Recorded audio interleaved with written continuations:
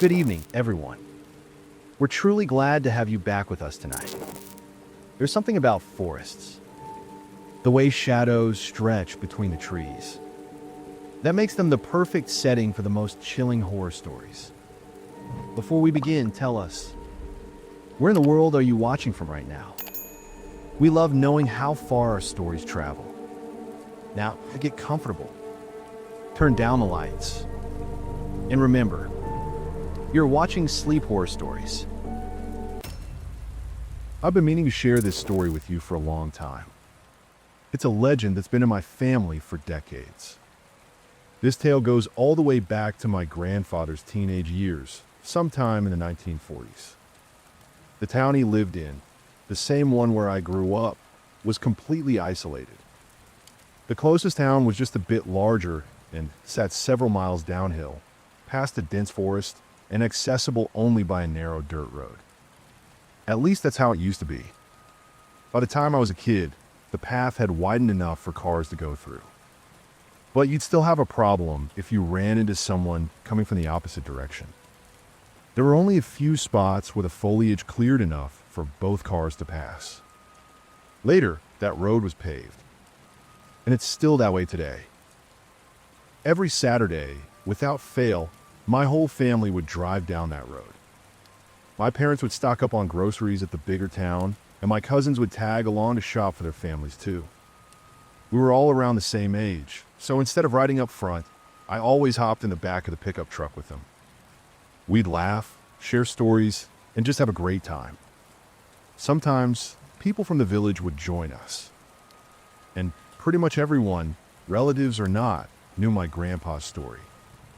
The story I'm about to tell you now. You see, my grandfather fell head over heels for a girl who lived on the outskirts of that bigger town. He'd use any excuse he could find just to see her. But once they started dating, things got weird. Her older sister, let's call her Margaret, started flirting with him. Every time he went to visit, the girl's mother insisted he spend time with Margaret instead. "She's the one who'll stay here and help me for the rest of her life," she'd say. "She's not getting married. You should be with her." Eventually, my grandfather's girlfriend wasn't allowed out anymore, not even to the store. Her mom didn't want him seeing her.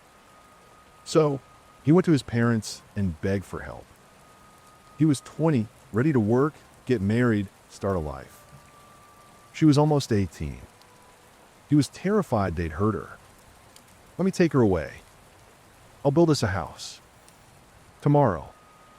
Just let me protect her," he pleaded. But his parents refused.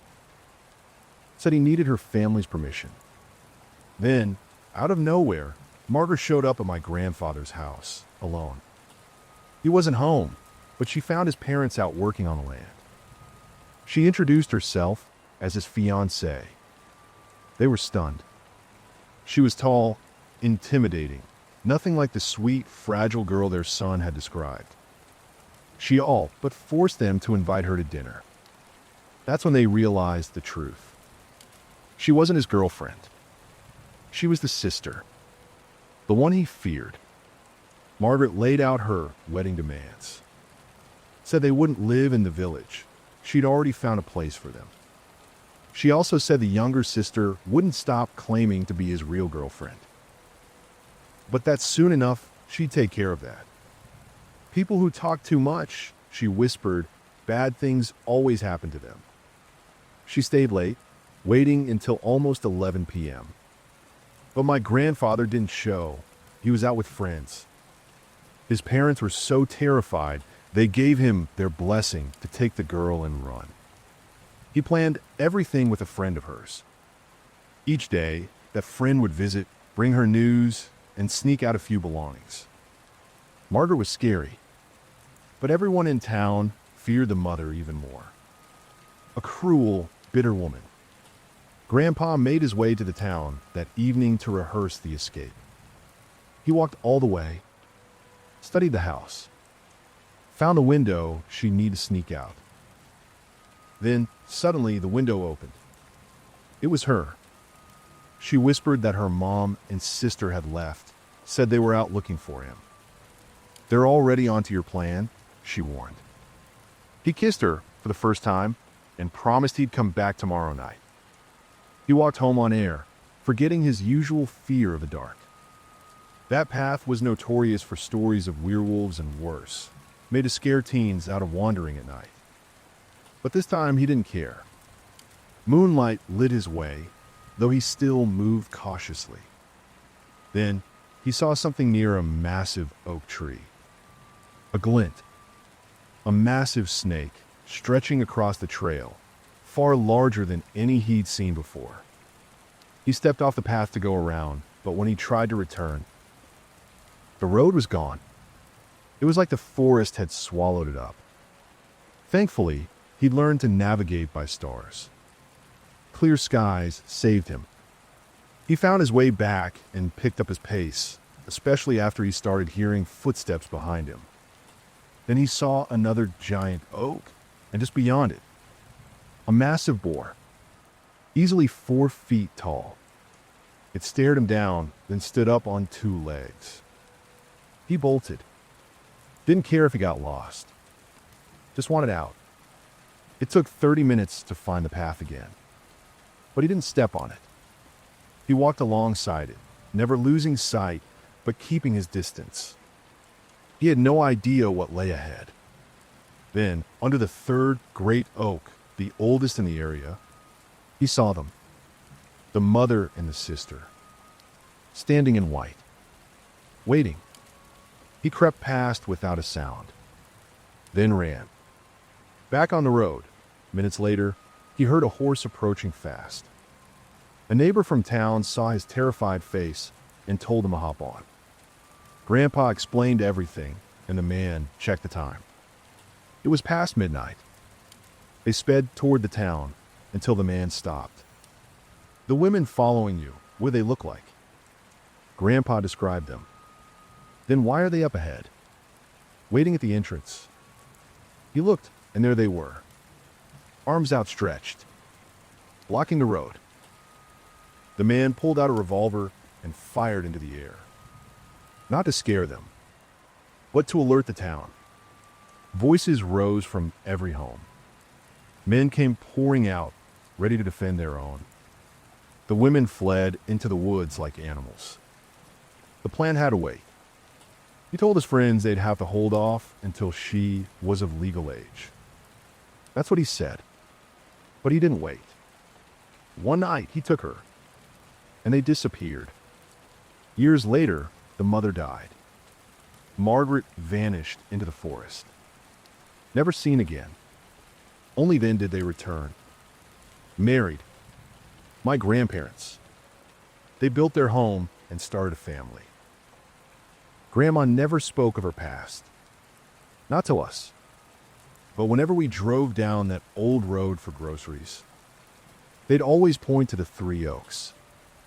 The place of the 3 encounters, we called them. There's something odd about the last one. Even today, with the road paved, if you stop at night and listen closely, you can hear it. The creaking of a rope, as if someone were hanging there. I just discovered this channel, and I wanted to share an experience my family and I had more than 10 years ago. You can call me Mike. And this is our story. It was the summer of 2010. We were celebrating my sister Marie's high school graduation. As part of her gift, she asked if we could spend a weekend out in the mountains. A beautiful, forested area near a small historic town. The place looked incredible at first glance, surrounded by thick trees and stunning nature. One of those spots that take your breath away as soon as you arrive. We found a rustic cabin rental where we planned to spend the weekend.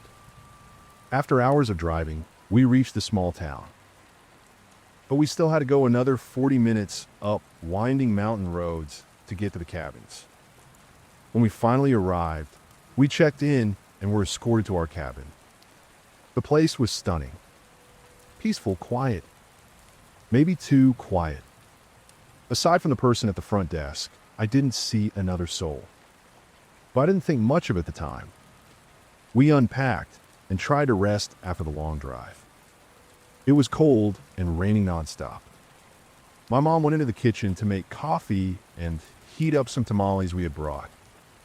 While she did that, I walked around the cabin, and I noticed something that unsettled me. The bedroom doors all had locks.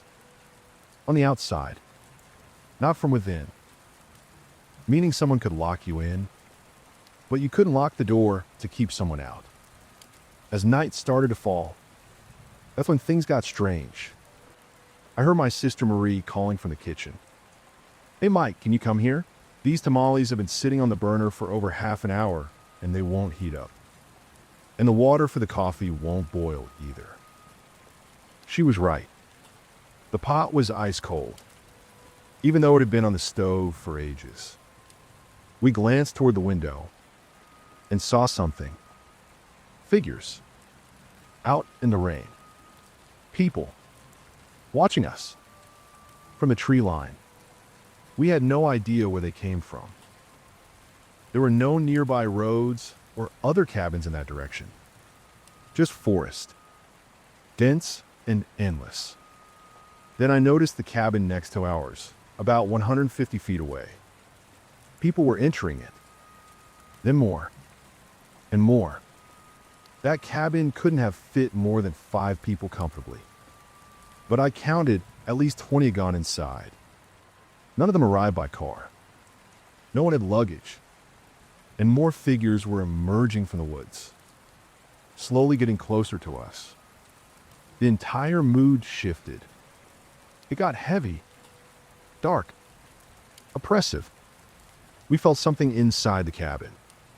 A presence. Something evil. Didn't matter where you went. Bedroom, living room, hallway. That thing was there.